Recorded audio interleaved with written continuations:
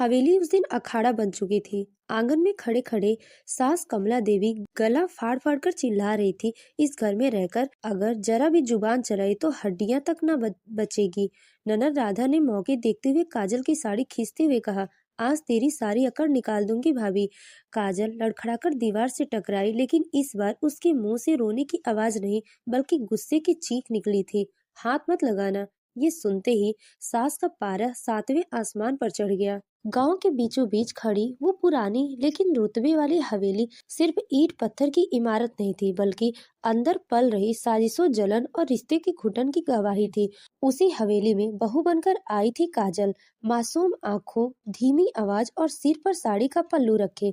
उसे क्या पता था कि ये घर नहीं बल्कि एक युद्ध भूमि है, जहाँ हर मुस्कान के पीछे जहर और हर आशीर्वाद में बद्दुआ छुपी हुई है।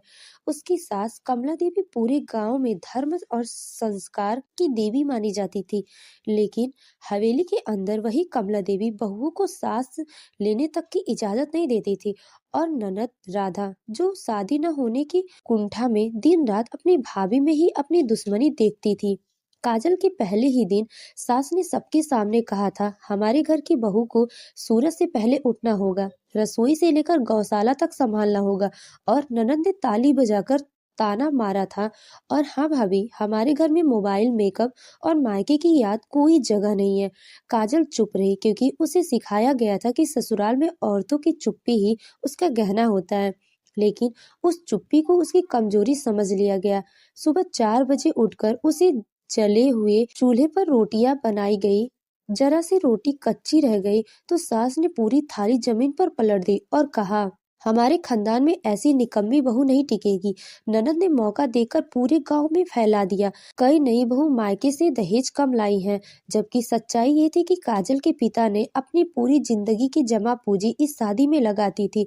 हर त्योहार पर काजल से उम्मीद की जाती थी कि वो मायके से कुछ न कुछ लेकर आए, और जब कुछ नहीं आता तो उसे ताने मिलते, तू तो बस खाने आई है। हमारे घर उसका पति अमित शुरू शुरू में चुप रहा, क्योंकि माँ और बहन के खिलाफ बोलने का हिम्मत उसमें भी नहीं था। धीरे धीरे वही अमित भी काजल को दोष देने लगा। एक दिन ननद ने जानबूझकर गहने छुपा दिए और सास ने पूरे घर के सामने काजल पर चोरी का इल्जाम लगा दिया। काजल फूट फूट कर रोती रही, अपने हाथ जोड़ती रही, लेकिन उसकी किसी ने नहीं सुनी। उसी रात उसे बिना खाना दिए कमरे में बंद कर दिया गया। दीवार से टिक कर बैठी काजल ने पहली बार महसूस किया कि अगर आज वो नहीं लड़ी तो कल उसका अस्तित्व ही मिट जाएगा। उसी रात उसने अपने आंसू के साथ अपने डर को दफना दिया। अगले दिन गांव की पंचायत बैठी। सास पूरे नाटक के साथ बोली, हमने तो इसे बेटी समझा था, लेकिन इसने तो हमारी नाक ही कटा दी। तभी काजल पहली बार सबके सामने खड़ी हुई। उसकी आवाज कांप रही थी, लेकिन शब्द आग बन चुके थे। उसने साबूत के तौर पर ननद के कमरे से गहने निकालकर पंचायत के सामने रख दिए। पूरे गांव में सन्नाटा छा गया। सास का चेहरा पीला पड़ गया और ननद की आंखों में पहली बार डर दिखा। काजल बोली, मैं चुप थी क्योंकि मुझे रिश्ते बचाने थे, लेकिन आज मैं चुप नहीं रही तो कल किसी और लड़की की जिंदगी इस हवेली में बर्बाद होगी। वही काजल जो सबकी नजर में कमजोर थी, उसी ने उस दिन पूरे खानदान की असली सच्चाई सबके सामने रख दी। और उस दिन हवेली में पहली बार सास की आवाज नीची पड़ी और ननद की चालाक मुस्कान टूट गई। लेकिन कहानी यही खत्म नहीं हुई थी, क्योंकि जिन घरों में सालों से जुल्म हुआ, वहां एक सच सामने आ जाने से जंग खत्म नहीं होती है, बल्कि असली आग तब लगी थी। पंचायत के बाद हवेली में जैसे ही भूचाल आ गया हो, सास कमला देवी ने दरवाजा बंद करते ही काजल पर झपट्टा मारा और चीख कर बोली, तूने पूरे गांव में हमारी नाक कटवा दी। आज अगर तू इस घर में जिंदा रही तो मेरा नाम कमला नहीं। ननद राधा ने पीछे से बाल पकड़कर झटका दिया और चिल्लाई, आज तुझे मैं बताती हूँ कि ससुराल में जुबान कैसे चलाती है। काजल फर्श पर गिर पड़ी, लेकिन इस बार वो चुप नहीं रही। उसने राधा का हाथ झटकेते हुए कहा, अब हाथ उठाया ना तो मैं चुप नहीं रहूंगी। बस फिर क्या था, रसोई से लेकर आंगन तक हल्ला मच गया। बर्तन पटकने की आवाज, सास की गालियां, ननद के ताने। मायके से फटे कपड़ों में आई थी, खुद को रानी समझने लगी। काजल भी पहली बार पलटकर बोली, रानी नहीं हूँ लेकिन इंसान तो हूँ, और इंसान को इज्जत चाहिए। तभी अमित बीच में आया, लेकिन वो भी माँ के सुर में बोला, तुमने मेरी माँ को सबके सामने शर्मिंदा किया, माफी मांगो। ये सुनते ही काजल का सब्र टूट गया। उसने आंखों में आंसू और आवाज में आग लेकर कहा, माफी किस बात की? चोरी का झूठा इल्जाम लगाने की, धोखा रखने की, रोज ताने मारने की। सास ने जोर से ताली बजाकर पूरे घर को इकट्ठा कर दिया और नाटक करते हुए बोली, देखो देखो, बहू अब घर की मालकिन बनने चली। ननद ने ताना मारा, अब तो ये हमें ही घर की से निकाल देगी। काजल ने गुस्से में थाली उठाकर जमीन पर पटक दी और पहली बार पूरे घर में उसकी आवाज गूंजी, अगर मुझे रोज रोज बेइज्जत किया गया तो हाँ, मैं आवाज उठाऊंगी, चाहे पूरा घर मेरे खिलाफ क्यों ना हो। तभी सास ने उसे धक्का देकर कहा, आज के बाद तू रसोई में कदम नहीं रखेगी, बिना मेरी इजाजत पानी तक नहीं पिएगी। काजल हंस पड़ी, एक ऐसी हंसी जिसमें दर्द भी था और बगावत भी, और बोली, आप मुझे भूखा मार सकती हैं, लेकिन मेरी आवाज नहीं दबा सकती। इसी बीच ननद ने ऊपर से केरोसिन गिरा देने की धमकी तक दे डाली। माहौल इतना गर्म हो गया कि पड़ोसी दीवार से कान लगाकर सुनने लगे। गलियों और रोने की आवाज से हवेली गूंज रही थी। सास ने आखिरी में ऐलान किया, या तो ये घर छोड़ दे या फिर हमारी शर्तों पर जिए। काजल ने अपने आंसू पोंछे, सीधे खड़ी हुई और बोली, मैं घर छोड़कर भागने नहीं आई थी, लड़ने आई हूँ, और ये लड़ाई अब शुरू हुई है। ये सुनते ही सास ननद एक दूसरे का मुंह देखने लगे, क्योंकि जिस बहू को उन्होंने कमजोर समझा था, अब उनके सामने दीवार बनकर खड़ी थी। और उसी पल साफ हो गया कि अब ये घर रोज रोज के झगड़े, साजिश और बदले की आग में जलेगा। हवेली उसी दिन अखाड़ा बन चुकी थी। आंगन में खड़े खड़े सास कमला देवी गाल फाड़ फाड़ कर चिल्ला रही थी, इस घर में रहकर अगर जरा भी जुबान चलाई तो तेरी हड्डियां तक न बचेगी। ननद राधा ने मौका देखते ही काजल की साड़ी खींचते हुए कहा, आज तेरी सारी अकड़ निकाल दूंगी। भाभी, काजल लड़खड़ाकर दीवार से टकराई, लेकिन इस बार उसके मुंह से रोने की आवाज नहीं बल्कि गुस्से की चीख निकली, हाथ मत लगाना। ये सुनते ही सास का पारा सातवें आसमान पर चढ़ गया। उसने झाड़ू उठाया, काजल पर बरसाना शुरू कर दिया। झाड़ू की मार के साथ साथ ताने भी चल रहे थे, तेरी मायके वालों ने क्या सिखाया है, बदतमीज कुलक्षणी। काजल ने झाड़ू पकड़कर रोक दी और पहली बार सास की आंखों में आंखें डालकर एक बार और किया, मैं भी चुप नहीं रहूंगी। पूरे घर में सन्नाटा छा गया, क्योंकि किसी ने कभी बहू को ऐसे पलटकर बोलने नहीं देखा था। तभी ननद ने पीछे से काजल के बाल पकड़कर खींच लिया और चीखते हुए बोली, देखो माँ, अब ये हमें धमकी दे रही है। काजल दर्द से कर्रा उठी, लेकिन अगले ही पल उसने राधा का हाथ झटक दिया। बर्तन गिरने लगे, पानी की बाल्टी उलट गई, आंगन की मिट्टी कीचड़ बन गई। उसी कीचड़ में रिश्तों की सारी सच्चाई सामने आने लगी। सास ने पूरे मोहल्ले को बुलाने के इरादे से दरवाजा खोलकर चिल्लाया, आओ देखो कैसी नागिन बहू आई है हमारे घर। पड़ोस की औरतें झांकने लगी, कोई छत से, कोई दरवाजे से। काजल का पति अमित भी गुस्से में बोला, तुमने मेरी माँ को सबके सामने बदनाम किया, आज तुम हद पार कर रही हो। ये सुनकर काजल का दिल टूट गया। उसने कांपती आवाज से कहा, मैं रोज मर रही हूँ अमित, तुम्हें दिखाई नहीं देता। तभी सास ने ताना मारा, ड्रामा बंद कर, औरत होकर ज्यादा जुबान चलाएगी तो यही हाल होगा। काजल फूट फूट कर रो पड़ी, लेकिन रोते रोते उसकी आवाज फिर मजबूत हो गई। उसने कहा, आज अगर मैं चुप रही तो कल मेरी जगह कोई और लड़की होगी और ये जुल्म चलता रहेगा। ननद ने गुस्से में चप्पल उठाकर मारी तो दीवार पर जा लगी। सास ने कसम खाती हुए कहा, मैं तुझे चैन से नहीं जीने दूंगी। काजल ने आंसू पोंछते हुए जवाब दिया, और मैं अब डरकर जीने नहीं वाली हूँ।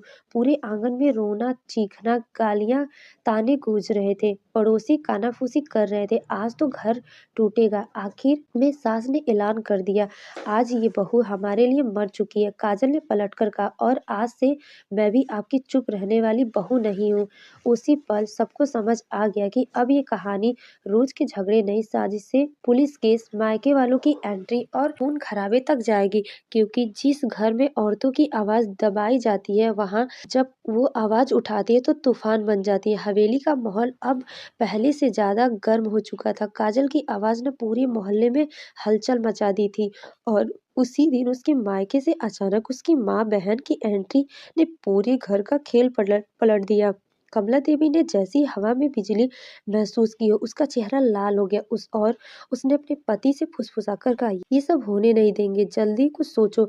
ननद राधा ने भी अपनी चाल चलना शुरू कर दी। उसने सोचा कि अब बहू का दम तोड़ना आसान नहीं है, इसीलिए उसने एक झूठा इल्जाम तैयार किया। उसने घर में कुछ गहने छुपा दिए और पूरी साजिद के साथ काजल पर आरोप मढ़ने का प्लान बनाया। लेकिन काजल की आंखों में डर नहीं था। उसने हिम्मत करके सबको बताया कि गहने इसके नहीं हैं और उसने अपनी बहन को बुलाकर साबित कर दिए। अब स्थिति उल्टी पड़ गई। सास ननद का चेहरा जैसे पिघल गया। लेकिन कमला देवी ने हार नहीं मानी। उसने कहा, आज ये बहू हमारी हवेली में राज करेगी तो देखना किस तरह सबको चोर साबित कर देगी। इसी बीच अमित जो पहले चुप रहता था अब अपनी पत्नी के साथ खड़ा हुआ और बोला, माँ बस करो, ये घर चलाने की हमारी जिम्मेदारी है, उसे परेशान करना बंद करो। ये सुनकर सास का गुस्सा और बढ़ गया। उसने शोर मचाते हुए कहा, तुम्हारी समझ में अभी ये नहीं आएगा। बहू हमारी हवेली में न तो चैन से खाएगी न सोएगी। काजल ने पलटकर कहा, और मैं अब उसी हवेली को अपनी ताकत बनाकर बदल दूंगी। आंगन में अचानक हल्ला मच गया। बर्तन टूटने लगे, बालियां गिरी और पड़ोस के लोग छत से झांककर देख रहे थे कि ननद ने भी अपनी चाल चली।